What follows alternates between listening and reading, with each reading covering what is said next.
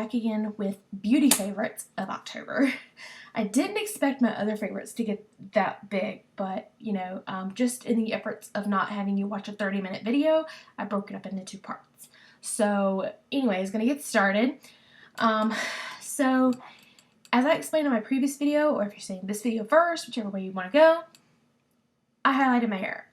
I did it myself. I went from from dark brown to highlighted, then to straight up blonde. So the first thing you're gonna have to tell you that I will go ahead and just be honest with you, because I had dyed my hair dark for so long in box dyes. When I bleached or highlighted, you probably can tell a little bit right here. I keep forgetting that this is like flipping mirrored, but you can probably tell it right here. It is a little brassy because I did the roots last night and I was scared because usually I pull it through a cap, but it just was taking too long for me to pull it through the cap last night. I wanted it done, so I just kind of ended up just sectioning it off and doing it, you know, just the roots. I didn't touch the bottom part. I just did the roots.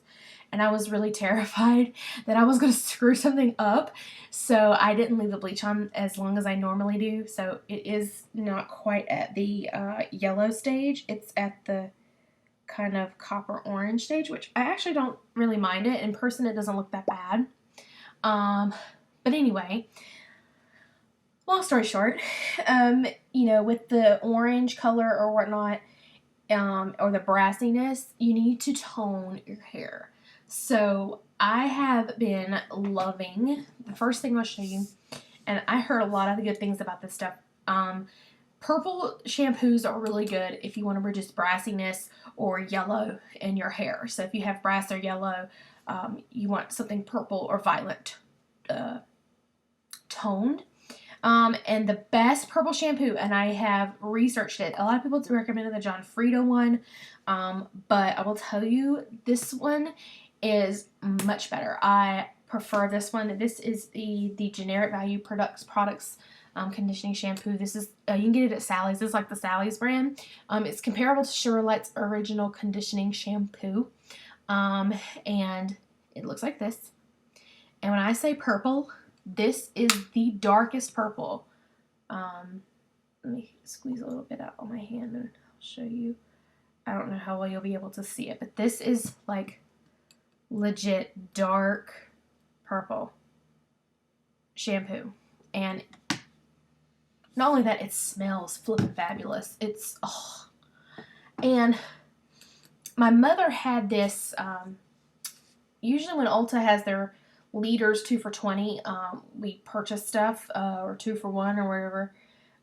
This was a product that they recommended for her because she has blonde hair and, you know, a mixture of gray. I'm not saying my mother's old, but she does. And they recommended this. It's a purple conditioner for toning blonde or gray hair, and she didn't like it, so she has kind of joyously passed it on to me, and it's the Joico Color Endure. It's kind of grimy because I just pulled it out of the shower, but just to show you the color difference here, this is the shampoo, this is the conditioner, so that's the color difference. It's like how the different purples are. So yeah, whenever I wash my hair, now granted, I don't wash my hair every day. I wash my hair probably every other day, sometimes every 3 days, depending on how bad it looks. But let me wipe this conditioner and shampoo off. But that's the color difference. And I will tell you, I have had people tell me, you know, watch the purple shampoo when you're blonde, you know, because it can turn your hair purple, it can turn your hair violet. You know, I have not had a problem. The one thing I will tell you about this shampoo that I didn't realize when I thought I was, oh, shampoo, okay. And then, you know, have it done. But the directions, when I actually looked at the directions, it says apply to wet hair, lather, then rinse. Then it says repeat, and for additional brightening and color, leave the second lather on for 3 to 5 minutes so that the purple has more time to deposit into the brassiness or the yellow. But yeah, I flippin' love this. stuff. I recommend it. It was like $6.59. And if you're a Beauty Club card member, it's $5.89. So it actually comes out to be cheaper than the Frida. So yeah, this is awesome stuff. And if I cough or I sniffle, please excuse me. I am coming down off of a sinus infection, and I had a real bad cough for a couple of days. So yeah. Anyway, long story short. So let's be real, people. Let's be real, ladies. When you bleach your hair, you get damage. There's no way to bleach your hair and not have some sort of damage. You're gonna have to take care of it. Now, this is how I look. This is how my hairdresser viewed it to me, because I told her the last time I went fully blonde that I felt it dried my hair out very, very much. You know, not necessarily, you know, I just expected that was because of the bleach. This is how my hairdresser related the message to me. If you are wearing, let's say you ladies, okay, if you have a white t-shirt, are you going to wear a black bra under that white t-shirt? Probably not, because you can see the dark underneath the white. If you're wearing a black shirt, doesn't matter what you're wearing underneath it, it's still, you're not going to see it. So the fact that the hair is lighter, any type of damage that you had or you inflict is going to show more because it's light. It's not, you can't hide it. So, kind of made sense. So what I have been trying to do is find some sort of leave-in conditioner that is not too terribly expensive. I loved the It's a 10, and I really want to repurchase that, but I don't know. I haven't found a reason other than it was great when I had it, but I'm trying to find a cheaper alternative. But this stuff is working very, very good for right now. This is the Garnier Fructis Sleek and Shine Intensely Smooth Leave-In Conditioning Cream. And it comes in this thing. It was like $3. It's huge. It's 10 ounces. And it smells awesome. All the Garnier stuff usually smells really, really good. So I've really been enjoying this. Basically what I do is I squeeze as much moisture, like water, out of the hair as possible. And then I put like a pea-sized, dime size, however you want to phrase it, amount in the palm of my hand. And I run it just basically through the ends. Just the ends, and then up here in the bang area, so that it's, you know, all good and done. Okay, so, well, while we're talking about hair, I'll just get this out of the way. I got a new straightener. I had the GVP one from Sally's, which is comparable to the Chi for like 2 years, and I really, really loved it. But it finally burnt out on me. And I decided to purchase, after I read ratings on it online, this is the Conair Infinity Pro straightener. It was like $20. I think it was like 20, might have been 30. I'm not entirely sure. But what I love about it, it has the long plates. And especially for me, you know, because I am growing my hair out. When I get back here, I like that I have the long plate to fully have, you know, I could take bigger sections of hair, first of all, so it gets done faster, quicker. It does get up to 400 degrees, I believe. It doesn't have like an actual degree reading. It just has 1 through 30. I usually leave it on 30 because I have really thick, coarse hair, so it really takes some high heat to get my hair straight. But it has a swivel cord, pretty long. It's pretty good. I like it. Not the best straightener I've ever had, but it works. It works just fine. Love it. So basically, I'm really trying to shop my stash and use what I have. So onto the makeup stuff. First favorite, without a doubt, is the NARS Smudge Proof Eyeshadow Base. This stuff, for the longest time, I was so hesitant to buy because it is expensive for what you get. I think it's like $24. It might be $24 or $28. I'm not entirely sure. But you only get like 0.28 ounce. You don't even get a half an ounce of product. This is the only thing, period, that I've ever tried that my eyeshadow does not crease. I have tried UDPP. I have tried Too Faced Shadow Insurance. I have tried MAC Paint Pots. I've tried MAC Paint. I've tried Stila Smudge Pots. I've tried cheapo brands, Decrease, L'Oreal. I've tried them all. This is the only thing that when I put my makeup on at 9:30 in the morning and I come home and it is 10:21 right now, my makeup looks the same as it did when I put it on this morning at 9:30. So this is the only thing that I will tell you that will not smudge, will not crease. It is worth every penny I've ever paid for it. I just wish I got more product in the tube for what it is. It just has a little doe foot applicator. What I will tell you the difference in this primer and every other primer I've ever tried. If you guys are familiar with this, like the Smashbox Photo Finish, it has like that, instead of, let's say, where is it?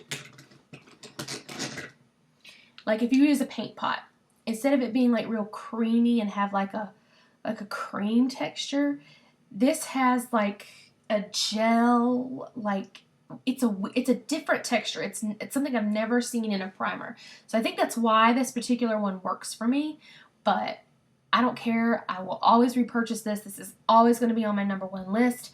When Sephora has their friends and family, I will probably buy 2 or 3 of these so I can get them for a discount, and then have them as backups. This is like the it product for me. Love, love, love, love, love this product. So as far as eyeshadows have gone, I've really kind of been stuck in using the same ones.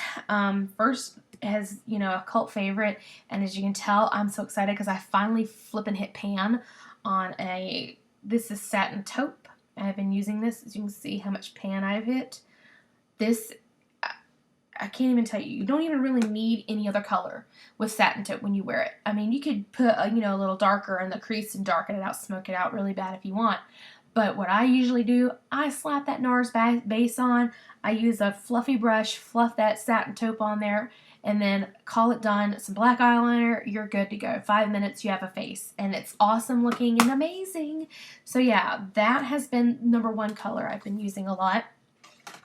The other two, and this is what I have on today, I decided to pull this out. I had pulled these colors into this little quad when I went on vacation, and I haven't pulled them out of here for some reason. I kind of pictured this would be like a good mix of colors, but basically what I've done is I have Sable here all over the lid, and then I have Sketch in the crease and on the outer V and underneath the lash line, and then I took Vanilla and blended it, once all the dark was there, I took the Vanilla and kind of just feathered out the harsh edges.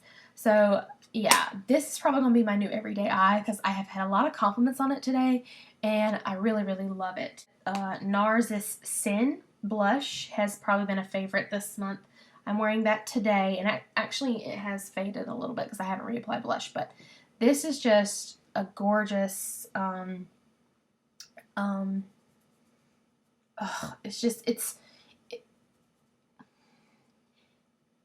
is a more purpley tone, but it's not as purple as other blushes. For instance, this is MAC's Dirty Plum. So, well, actually, they kind of do. This is much more purple in real life, though. But yeah, I don't know if they would be exact dupes, but they would be awesome, darker colors for cheeks. The other blush I've been wearing a lot, if I want a more natural look, has been MAC's Margin. I think this is Margin. Yeah, Margin. And it's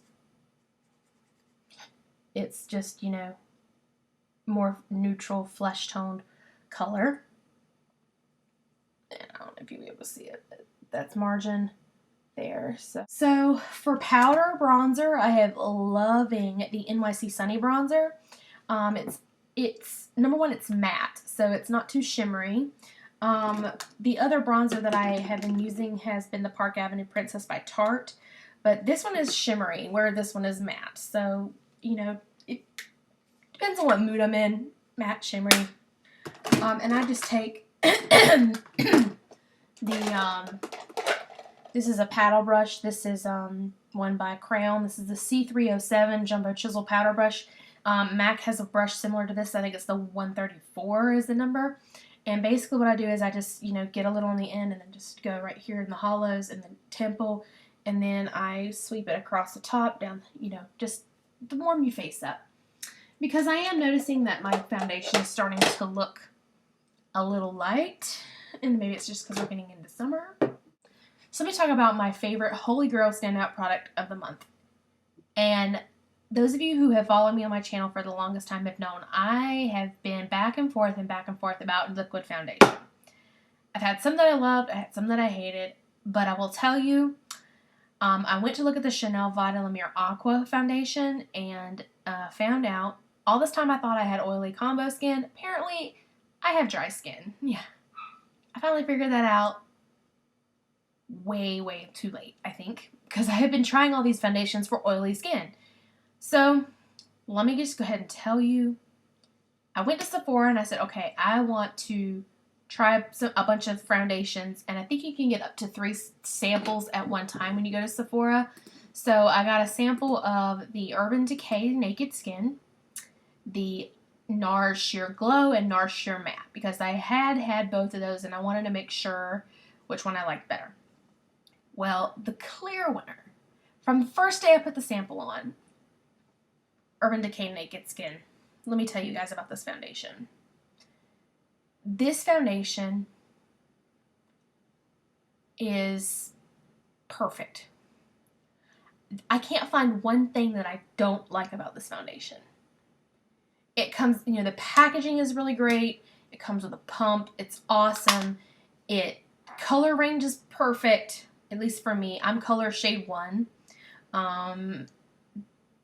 It doesn't say that you're supposed to do this, but I usually do this. This foundation is rather on the liquidy side of liquid foundation, so I generally just shake it up before I put it on. But basically what I use, I take this, after I put my, usually I'll, do my moisturizer, then I'll do my eye makeup. I'll put my NARS primer on my eyes, do my eye makeup, then I'll do my foundation. But I'll just basically take this, shake it up, spritz some on my finger, here, whatever, and I blend it with the Sigma F80. So the last 2 things I'm going to show you, well, actually 3 things if you want to get technical about it.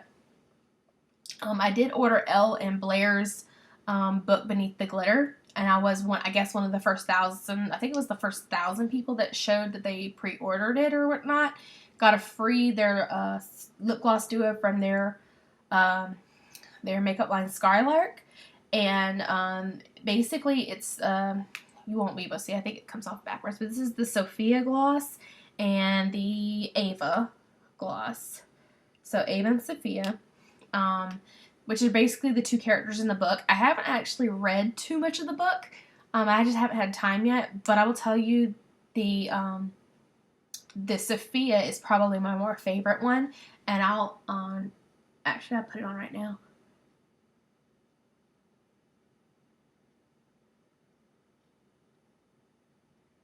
The applicator is different than any other lip gloss applicator I've ever had, and I believe it was Blair who did a video about the applicator and why they changed it. But this is the Sophia. It's really pretty. And then the Ava, which is basically like a light pink. And I'll give you that. That's the swatch of the Ava. And just for comparison's sake, because I kind of just thought about this, let me see if I can find it. If you want a color comparison, this is MAC's Viva Glam Gaga.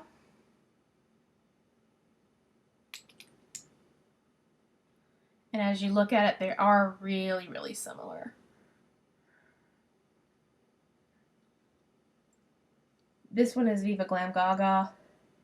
This one is Skylark Ava. So yeah, color-wise, they're pretty much identical. But for the money, let me see. I don't know what this says. This is 0.1 fluid ounce in the Ava. And let's see if I can figure out how much is in the MAC gloss. The MAC one is 0.17 US fluid ounces. So you get a little bit more product in the MAC Viva Glam Gaga if you can still get the first edition. I'm not entirely sure if you can or not. But if you missed out on MAC Viva Glam Gaga, you can purchase the Lip Gloss Duo and have Ava. The last favorite, I know, right? It's like a marathon of favorites. The last favorite is the Almay One Coat Get Up and Grow Mascara. I have been in a love-hate relationship with some mascara this month. I can't explain to you. The one looks pretty generic. This is probably one of the... I used to love the Almay mascara when I was in high school. Now, I will tell you, it's great, but it doesn't replace my Blackest Lash as my favorite. I actually need to get a new tube of this because this one, I believe, is about on its last leg as far as expiration. And whenever mascaras start smelling bad, you need to throw it away. So this one's about on its last leg. So, yep. Alright guys, so I think that's going to be it for beauty favorites. If you guys have any comments, questions, subscriptions, or anything like that you want to see, please do let me know. Please hit that yellow button up there somewhere to subscribe for new videos. Until then, like I said, I'm going to end it like Joey Graceffa. May the odds be ever in your favor. Goodbye.